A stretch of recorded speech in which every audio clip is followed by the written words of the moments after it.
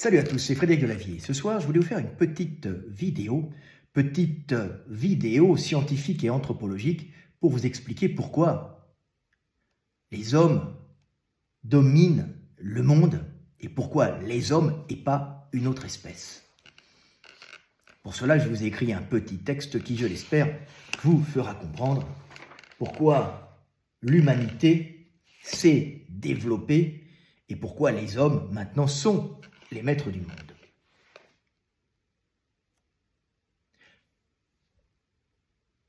Si le cerveau humain s'est développé d'une façon phénoménale en volume, c'est juste qu'il en a eu la possibilité. Pendant des millions d'années, le développement en volume du cerveau de nos ancêtres s'est fait d'une façon relativement lente, mais tout s'est accéléré ces 3 derniers millions d'années. Quel phénomène exceptionnel entraîne le développement du cerveau? Certains diront que c'est l'entrée en savane et le changement radical de nourriture induit par ce changement de milieu qui força nos ancêtres à se rabattre sur une alimentation plus carnée, apportant les nutriments nécessaires au développement d'un gros cerveau. Mais même si les protéines et les graisses animales permettent d'apporter les briques moléculaires pour développer un gros cerveau, ce n'est pas la raison principale. Car si c'était le cas, les lions et d'autres gros carnivores auraient bien avant nous envoyer des fusées dans l'espace. De même, le fait d'être capable d'utiliser des objets comme prolongement du corps pour réaliser des activités de survie, c'est-à-dire utiliser des outils, aurait concouru au développement de notre cerveau. L'outil a bien sûr participé au développement du cerveau humain, mais d'une façon secondaire, car beaucoup d'animaux en utilisent sans pour autant développer un cerveau aussi volumineux que celui de l'homme. La cause du développement du cerveau humain en volume et en complexité est bien plus simple à comprendre et découle directement de l'apparition d'un outil dans la vie des hommes qui a rendu les mutations génétiques positives entraînant une prolifération de neurones enfin utiles. Car bien que le cerveau soit évidemment essentiel à la survie, le cerveau n'en demeure pas moins un consommateur d'énergie important. Et un gros cerveau qui n'a pas d'utilité précise est une perte d'énergie brute pour l'individu, donc un désavantage pour sa survie. Qu'est-ce qui est donc arrivé? Qu'est-ce qui a donc donné à notre espèce un avantage dans la conservation des individus ayant des mutations entraînant la prolifération des neurones? Tout simplement l'apparition d'un nouvel outil permettant, malgré la consommation calorique que cela entraîne, d'optimiser cette prolifération neuronale. Et ce nouvel outil, c'était le langage complexe avec l'apparition des notions de temps et la compression de données en mots qui permirent au gros cerveau de devenir l'arme et l'outil le plus efficace pour conquérir le monde, le transformer et l'asservir. Sans le langage complexe humain, un gros cerveau avec une grosse mémoire stockée dans un vaste réseau de neurones interconnectés est complètement inutile.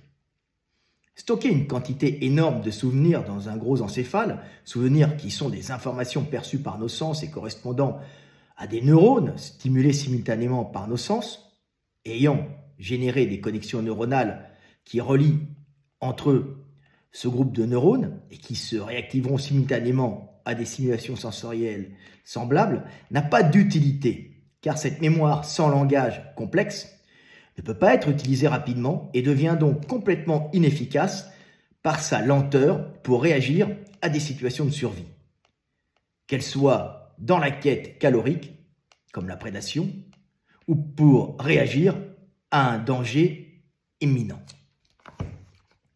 En effet, face à une opportunité ou un danger, il est bon d'agir rapidement.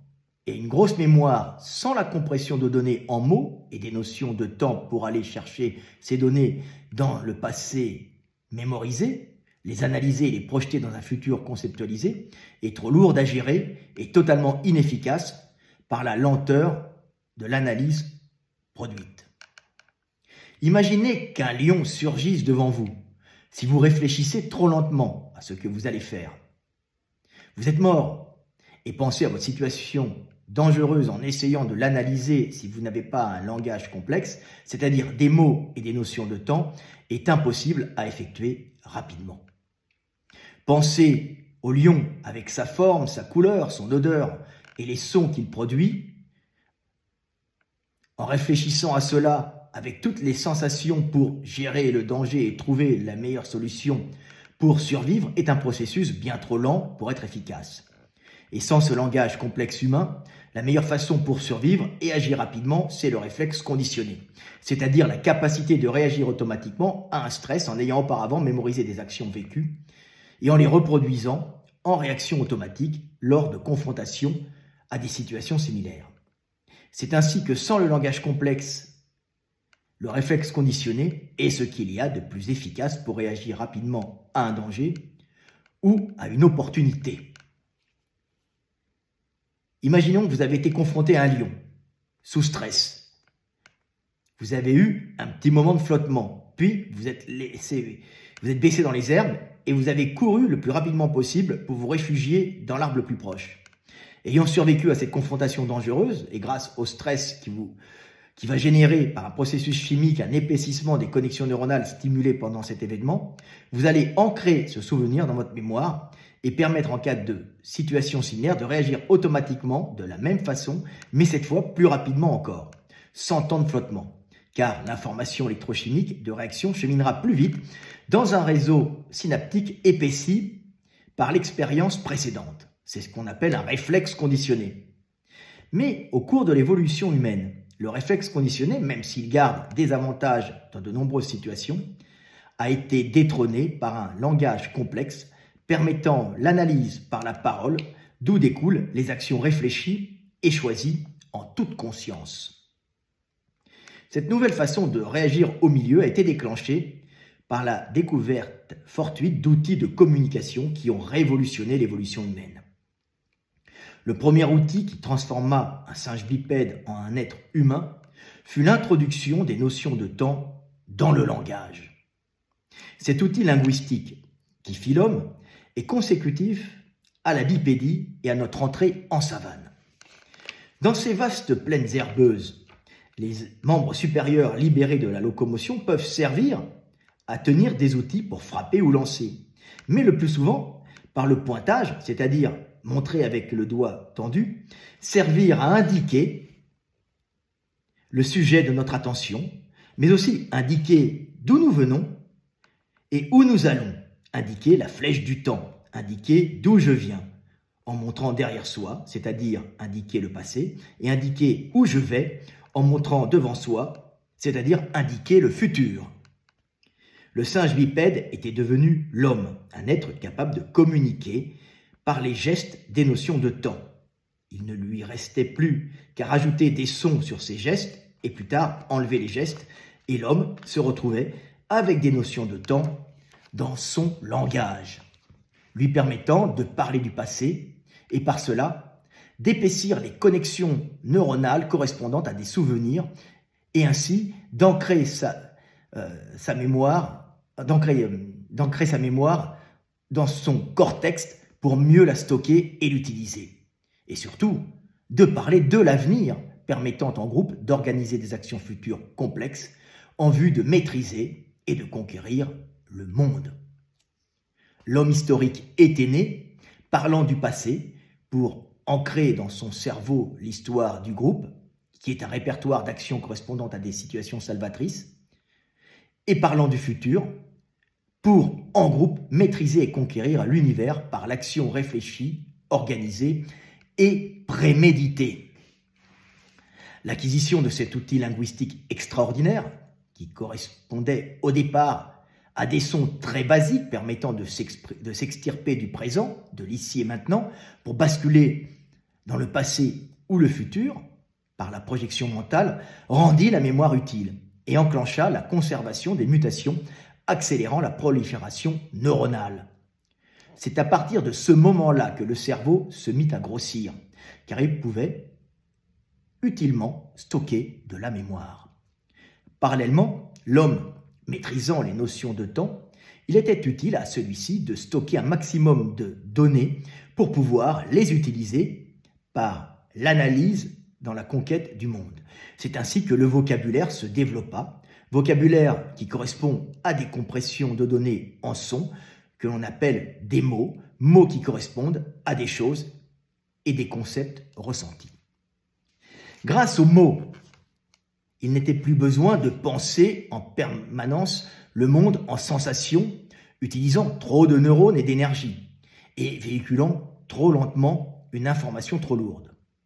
Il n'y avait plus, en cas de danger, à penser lion, il n'y avait plus qu'en cas de danger à penser lion, avec, lion le mot, avec tous ses sens, il n'y avait plus à penser le lion avec tous ses sens, c'est-à-dire à la forme, à la couleur du lion, ou au son qu'il produit, à l'odeur qu'il dégage, à sa consistance, bien trop de données ralentissant la réflexion. L'homme n'avait donc qu'à penser lion, le son symbolique correspondant à toutes ces données pour conceptualiser l'animal sans en approfondir sa représentation sensorielle. Alors évidemment, lion, ça change d'un groupe à l'autre. Le mot lion, en fonction des populations humaines, ne devait pas être, ça ne devait pas être lion, bien sûr, ça devait être un autre son. Mais on s'en fout. Vous avez compris que c'est de la compression de données, si vous voulez. Donc on pense lion, on n'a pas besoin de le penser avec tous les sens, ça va très vite. C'est comme si on pensait en 600 des pays. Et si vous voulez accentuer et vous n'avez pas de danger, vous pouvez penser lion avec tout ce que ça entraîne autour. Et à ce moment-là, vous arriverez en 4K, voire en 8K, mais ça prend beaucoup plus de temps. Voilà. Un seul son pour remplacer une énorme somme d'informations sensorielles. La compression d'une grande quantité de données dans une seule vibration sonore. Le mot permit à l'homme d'accélérer sa réflexion face au danger ou à une opportunité, rendant l'analyse de la situation par le langage enfin utile. L'homme confronté à un lion pouvait fuir en réflexe conditionné, ou mieux encore, analyser rapidement dans sa tête par le langage complexe la situation et choisir en toute conscience la solution qui lui paraissait la meilleure, déroutant par là les prédateurs habitués à des proies aux réactions stéréotypées ou les proies habituées aux prédateurs aux réactions programmées. L'homme, par l'analyse rapide donnée par la compression de données en mots et par le maniement de notions de temps, lui permettant d'anticiper, devint un prédateur et une proie imprévisible, capable d'analyser et d'anticiper ses actions de fuite ou d'attaque et non pas seulement réagir d'une façon réflexe. Le langage permit à l'homme de devenir le super prédateur qui allait maîtriser la nature et la transformer pour la plier à ses désirs et à sa volonté de puissance.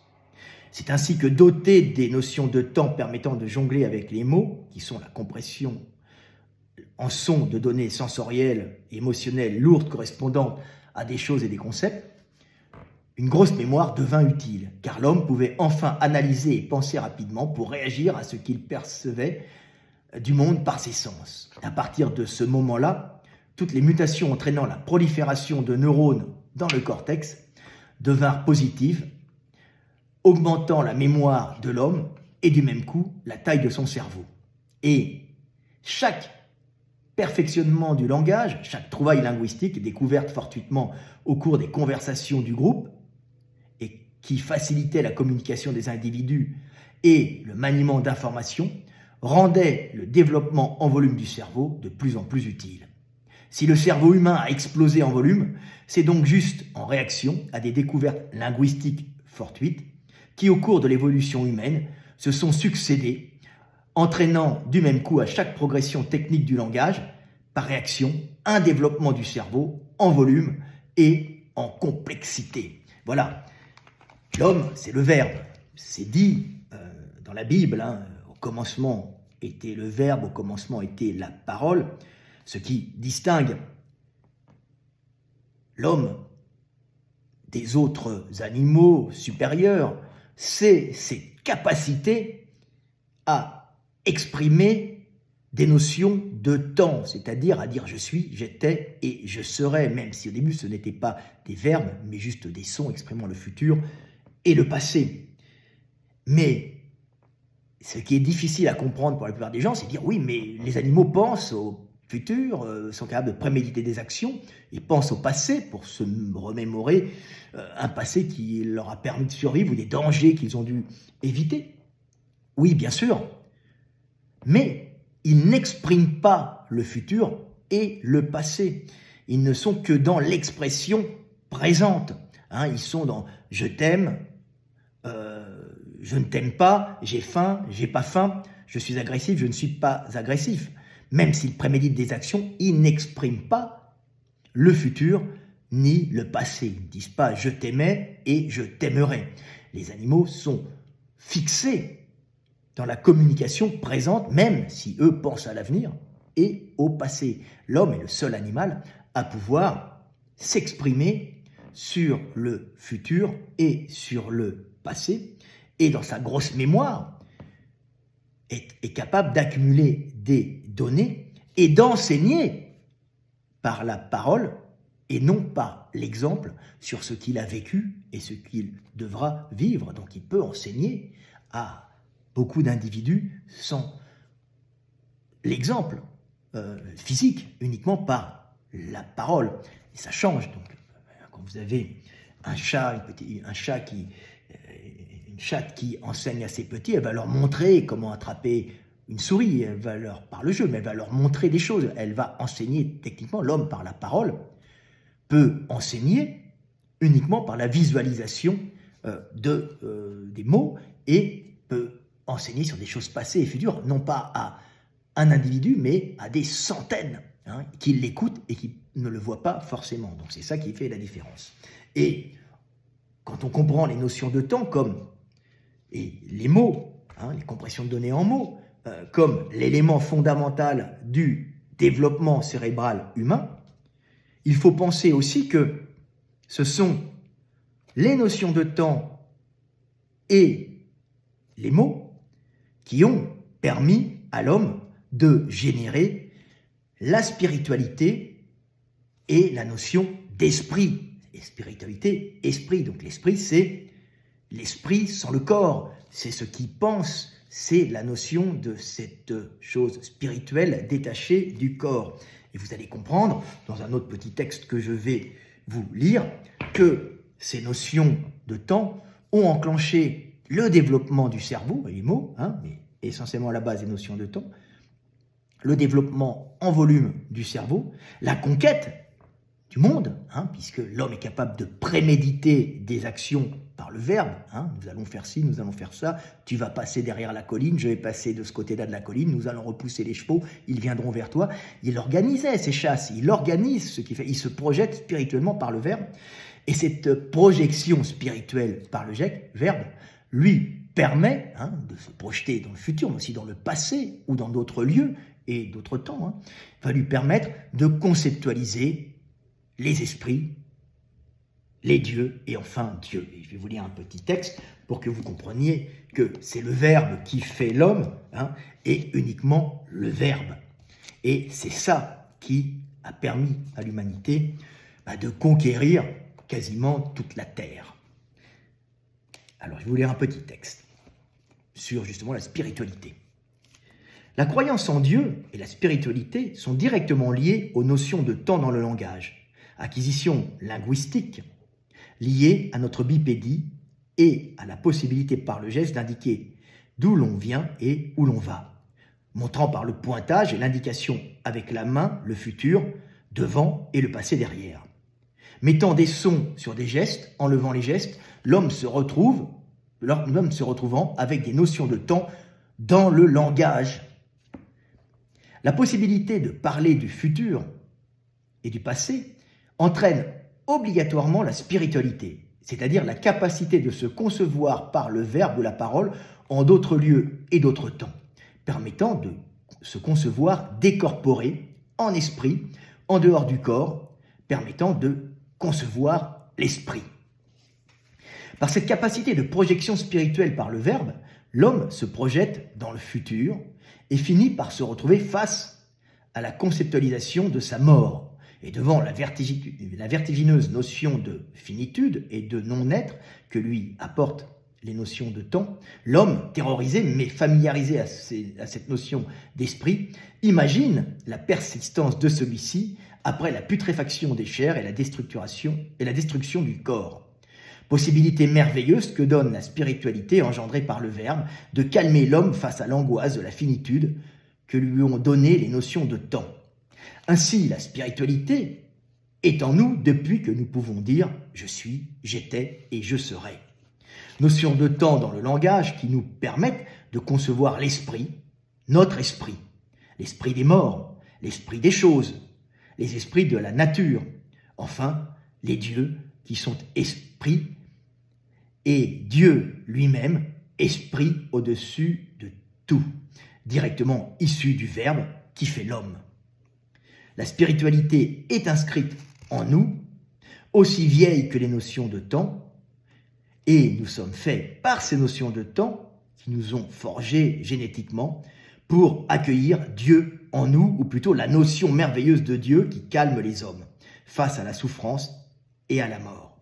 Merveilleuse idée qui unit les hommes et structure nos sociétés, nous rendant plus efficaces pour conquérir le monde et s'y multiplier. Voilà, petite vidéo, petit texte qui vous fait comprendre que toutes ces choses-là sont issues de notre bipédie en savane et de cette capacité de pointer les directions devant, derrière. Je vais le futur, je viens le passé. Et chose plus encore fascinante, c'est que c'est l'anatomie humaine qui a généré justement cette anatomie bipède en savane qui a généré cette supériorité humaine pour conquérir tous les milieux et s'imposer sur Terre. C'est marrant de comprendre que cette bipédie et ce pointage ne peut s'effectuer à la base pour acquérir des notions du temps qu'en savane, puisqu'on était sûrement bipède en forêt, en partie, mais en forêt, vous avez la canopée partout et vous ne pouvez pas indiquer le futur ou le passé puisque vous êtes dans l'immédiateté partout autour de vous. C'est le vert de la forêt, l'endroit où vivaient nos ancêtres, nos premiers ancêtres bipèdes. C'était comme des chimpanzés un peu bipèdes, après le même poids, mais pas des chimpanzés, des ancêtres humains qui sont issus d'une branche qui a donné, dont les cousins sont les chimpanzés. Et en forêt, il n'est pas possible, bipède, d'indiquer, même si on est bipède, le futur et le passé, puisque vous allez indiquer juste devant vous. C'est en rentrant en savane que vous pouvez indiquer à ce moment-là des notions de temps plus marquées, puisque vous n'indiquez pas les feuilles, si vous montrez devant ou derrière qui sont autour de vous, ou la cime des arbres, ou les arbres, vous indiquez de vastes espaces où l'on se déplace, vous indiquez la flèche du temps. Si vous montrez devant en savane, ces vastes plaines herbeuses, avec quelques arbres, vous indiquez devant le futur lointain, et derrière, le passé lointain. Donc vous indiquez réellement le temps que met un objet pour aller d'un point A à un point B. Je viens de là-bas, du passé, j'étais là-bas, je suis ici. Je suis ici, je vais là-bas. C'est je vais, je viens. C'est ça qui fait l'homme, et c'est indiqué en savane.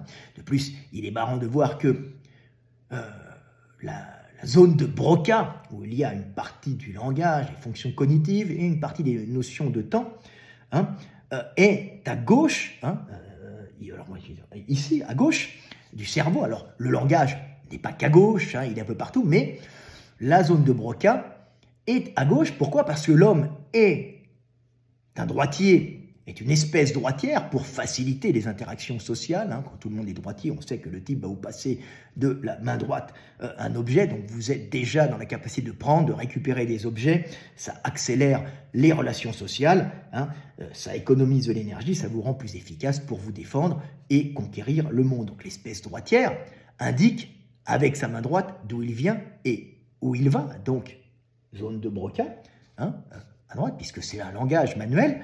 Et quand vous mettez un son sur un geste, ouhou, je vais, haha, je viens, vous enlevez le geste, il vous reste les notions de temps qui vous permettent de jongler avec le temps et l'espace et qu'on va retrouver au niveau de la zone de Broca. Donc, la zone qui est à gauche, puisque l'homme est droitier, hein, et une zone qui vous permet, en fin de compte, de communiquer, hein, cognition dans le futur, hein, de préméditer, d'organiser des actions futures, bien que le langage, hein, soit quand même réparti sur toute la zone, sur tout le cerveau, hein, en général, d'une façon moins latéralisée, totalement, et pas totalement latéralisée, mais quand même en grande partie.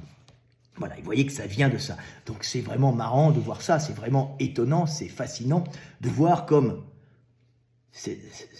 les gestes et les notions de temps qui font l'homme et qui ont généré notre supériorité.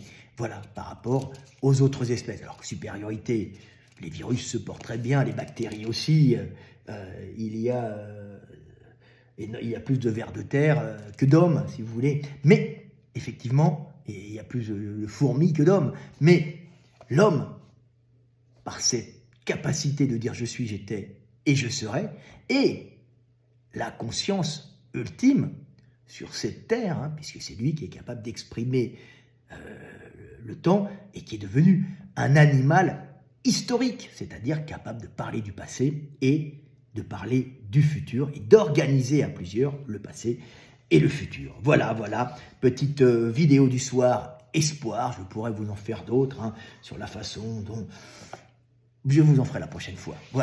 Voilà, c'était une petite vidéo pour vous expliquer pourquoi les humains dominent le monde, hein, pour quelle raison simple, hein. C'est une raison simple que personne n'a vue, c'est l'expression des notions de temps et la compression de données en mots, une chose très simple, ça paraît tellement simple que personne n'a vraiment mis les mots dessus et n'a pas osé y croire, tellement c'était simple, mais c'est bien ça qui fait l'homme.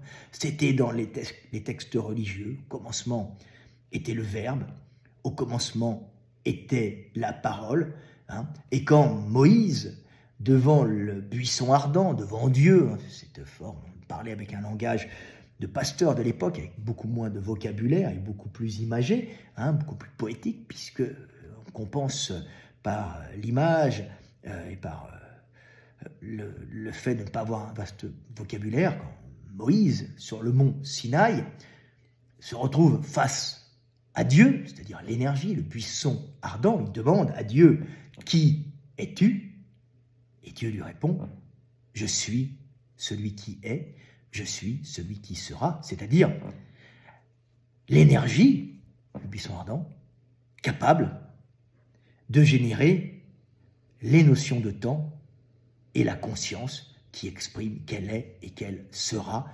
Et l'homme, on dit que l'homme est fait à l'image de Dieu dans la religion chrétienne, et effectivement, l'homme est à l'image de Dieu, puisqu'il est, par le Verbe, la conscience incarnée. L'énergie générant la conscience, le Big Bang générant la conscience, le Big Bang générant le Verbe. C'était Fred Delavier, je vous aime et paix sur terre, mes frères et sœurs. À bientôt.